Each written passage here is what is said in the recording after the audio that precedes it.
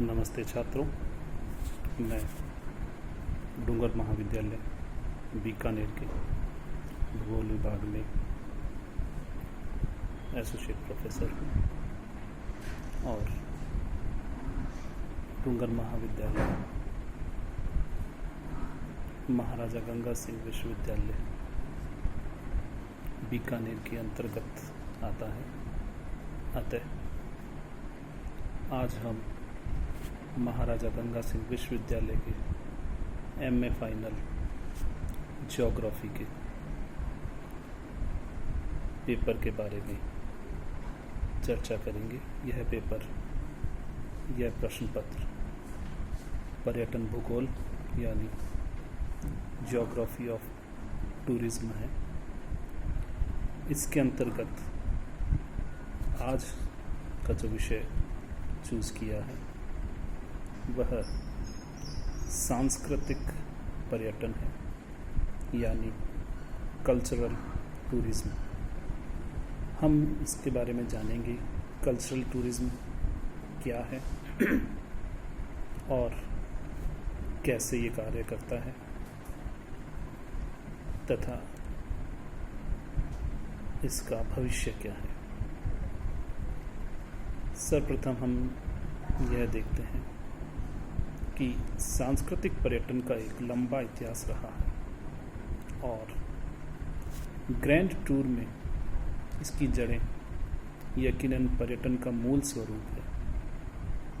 यह पर्यटन के उन रूपों में से एक है जो अधिकांश नीति निर्माता भविष्य के लिए दांव पर लगाते हैं। उदाहरण के लिए विश्व पर्यटन संगठन ने माना कि सांस्कृतिक पर्यटन में वैश्विक पर्यटन का 37% हिस्सा है और पूर्वानुमान है कि यह प्रतिवर्ष 15% की दर से बढ़ेगा।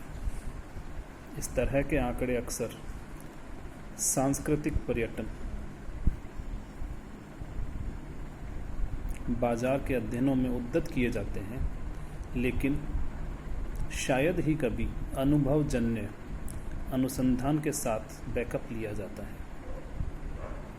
यूरोपीय लोगों की सांस्कृतिक खपत की आदतों के एक हालिया अध्ययन ने संकेत दिया कि लोग विदेशों में संग्रहालयों और दीर्घाओं का दौरा करते हैं जैसा कि वे अपने देश या घर पर करते हैं।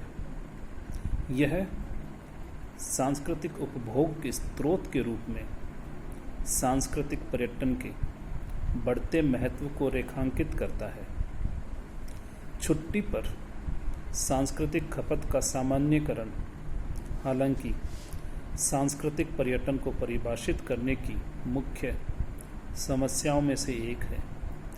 छुट्टी पर सांस्कृतिक यात्राओं, सांस्कृतिक पर्यटन और देश पर अवकाश के समय की जाने वाली सांस्कृतिक यात्राओं में क्या अंतर है।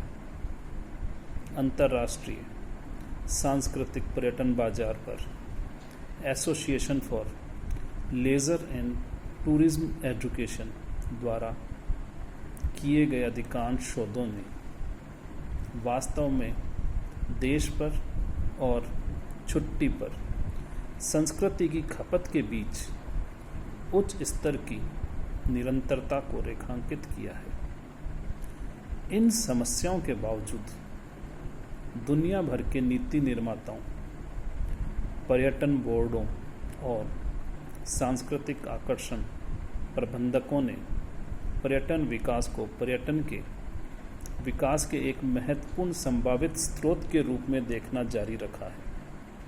एक सामान्य धारणा है कि सांस्कृतिक पर्यटन अच्छा पर्यटन है जो उच्च खर्च करने वाले आगंतुकों को आकर्षित करता है और अर्थव्यवस्था या संस्कृति के समर्थन में एक बड़ा योगदान देते हुए पर्यावरण या स्थानीय संस्कृति को बहुत कम नुकसान पहुंचाता है।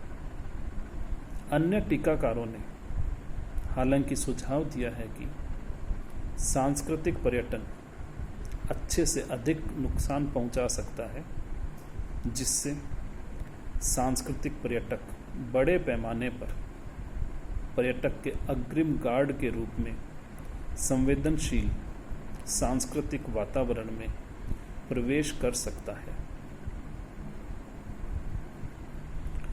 यह आकलन करना मुश्किल है कि सांस्कृतिक पर्यटन के लिए एक आशावादी या निराशावादी दृष्टि